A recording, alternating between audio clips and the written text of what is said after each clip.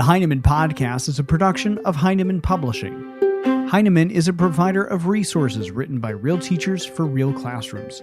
Heinemann values teachers as decision makers and students as curious learners. Discover the path to lifelong professional learning at Heinemann.com. Heinemann, dedicated to teachers. I'm Brett from Heinemann, and on today's podcast, taking charge of your teaching evaluation. Evaluations can feel like a one-way street, with teachers feeling powerless. It doesn't have to be that way. Author Jennifer Ansbach writes about how we can take charge of our evaluations by keeping the focus on student learning. In her new book, Take Charge of Your Teaching Evaluation, she writes about the story of your practice. We recently spoke over Skype, and I started out by asking her what she means by that and why our story of practice is so important. One of the things I think has happened in our culture lately is that the narrative around teaching has been hijacked by people who aren't teachers. And I think that has filtered into our classrooms. Teachers are not as confident about talking about what their students are doing or what they are doing. And the new evaluation systems seem to have added to that pressure, because instead of just being told that you're doing fine, there are all these levels and different things that you have to achieve. And I think telling the story around your practice is a really powerful way of taking that narrative back and advocating for your students, because you're also advocating for yourself. And I just think that that's a really important thing for people to keep in mind, is evaluation is meant to be a conversation. And so if you think about telling your story in that conversation, maybe it's a little less threatening. And you talk with teachers all over the country about evaluations. What did they tell you? What did you hear from? Not a single person said evaluation. I love evaluation. No one was excited about it. For the most part, the best I got was that people tolerate it, but the number of people who felt that they don't have any control, or who felt that it's a negative experience, or who feel incredibly nervous about it and feel judged and threatened, was significant. And so I thought it was really important. The more of these stories I heard, and a lot of those anecdotes are in the book, but a lot more of those stories I heard, I thought it was really important to help people focus on the students and why we do what we do, because the students are the most important thing in our work. What should a healthy evaluation look like? A healthy evaluation should be someone coming in to see you at your best. So not necessarily on a day that you're sick or that you just got hurt, which has happened to me. But someone coming in because they want to see what a regular day is like in your classroom. And it should be something that is open, where the observer is open to your ideas about what happened in that class, is open to your helping place what they're seeing in a larger context, because you're there every day and they saw one day. And it's also a dialogue where you're getting some coaching feedback that is less judgmental and more reflective in helping you think about what you could do differently, or what your other options might have been, or where you might want to take your practice next. You created a PD journal to help you with your own evaluation. Can you tell me a little about that PD journal? The PD journal came out of the idea that in my school, I need to turn in a binder of all of this information. And as I did more and more research on the different evaluation models, there are different levels of the amount of documentation you need. But everything is about evidence. And so I created the PD journal so that if you begin at the beginning of the year with the book, it goes through the natural cycle of an evaluation. So it starts with personal reflection, because you don't even need to have a teaching assignment for that. It moves into how to unpack the evaluation rubric, because you'll know that even before you have your specific classes. Then how to delve into your curriculum to meet those standards, and then from there your students, and then pre-conference and the entire evaluation cycle. And I just thought that was a really useful way for myself to organize my note-taking, so The PD journal is a way for people to keep track over the course of an evaluation cycle and sort of document their own growth and reflection. Early on in the book, in the introduction, you have a beautiful design here. The book is in color, and there's a gorgeous layout here of what you had just described, where you've got the sort of on the top, you've got in yellow the summer break, and then it's a circle where it starts with the first month of school, and it takes you all the way through to the last month of school, and it really helps you visualize, everything that you're talking about in terms of the journey. First, I have to give all credit to my editor, Toby Anteo, who designed that graphic and had the concept making what I was talking about more visual. And I love the way she did that because it makes so much more sense when you make it a circle like that. And also our art department was amazing in bringing her sketch to life.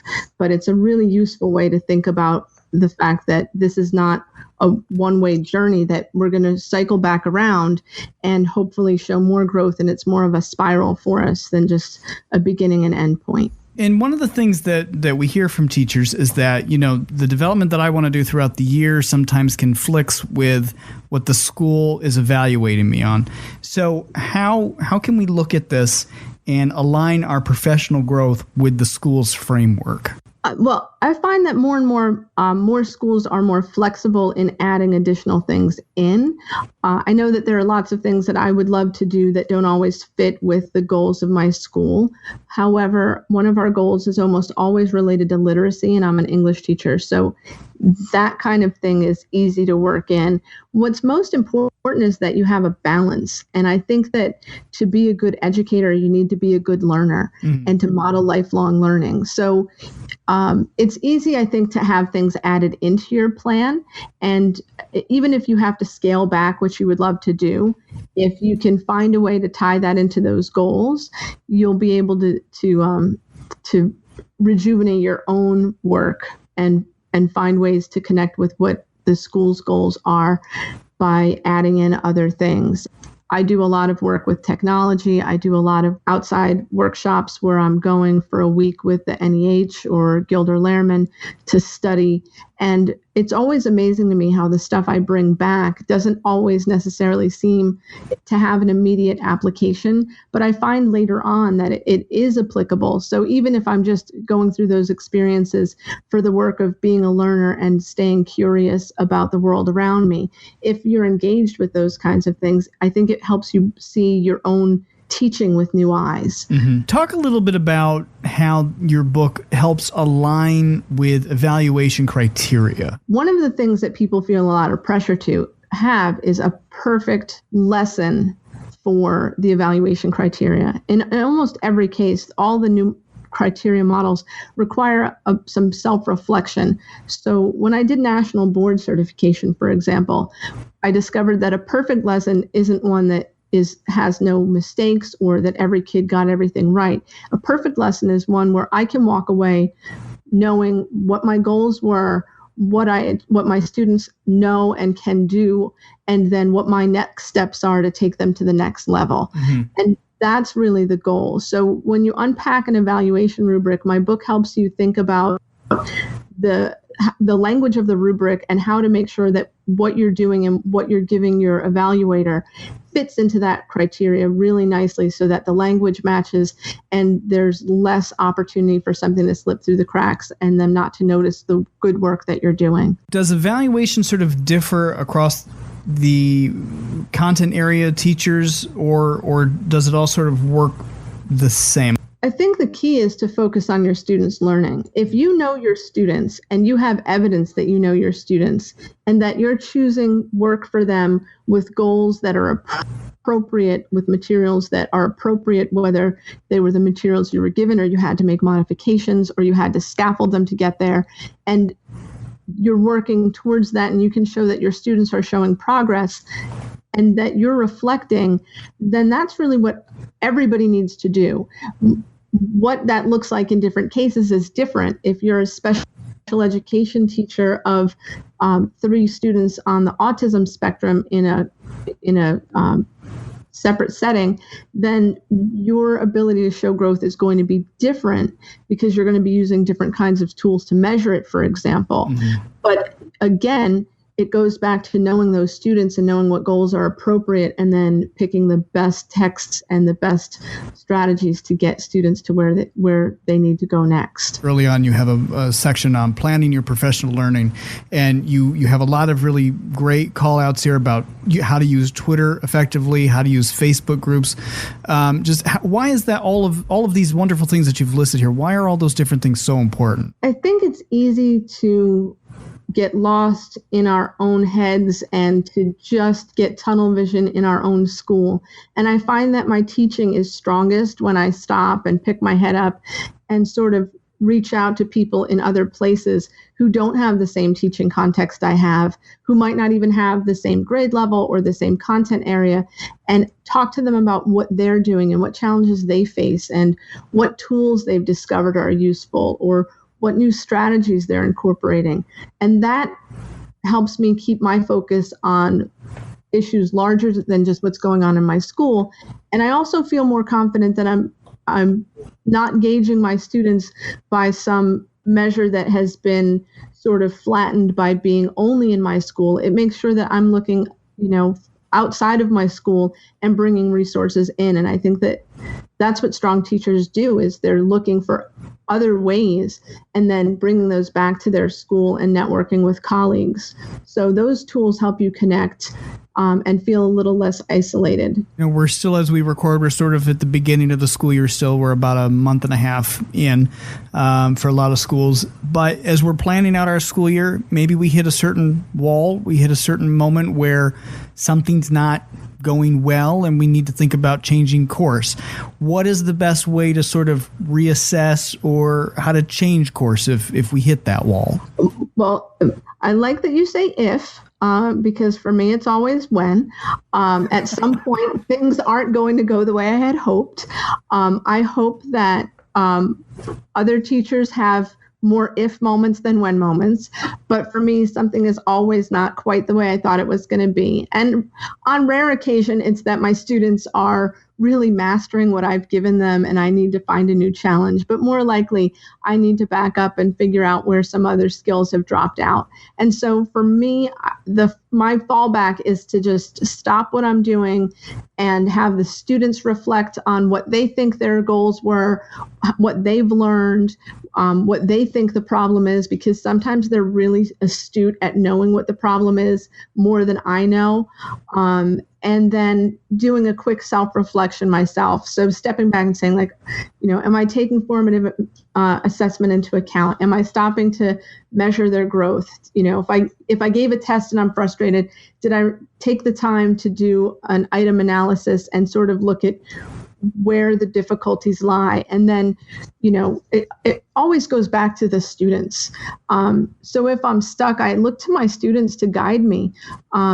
Either literally by saying, hey, we need this piece, or by just having them reflect and then looking at my reflection and seeing where there might be some discrepancy or some gap, and then working to fill that, which sometimes means a lot of hours researching new ideas or finding new ways to teach material that maybe I feel they should have mastered or seems like it is a skill that they should already have.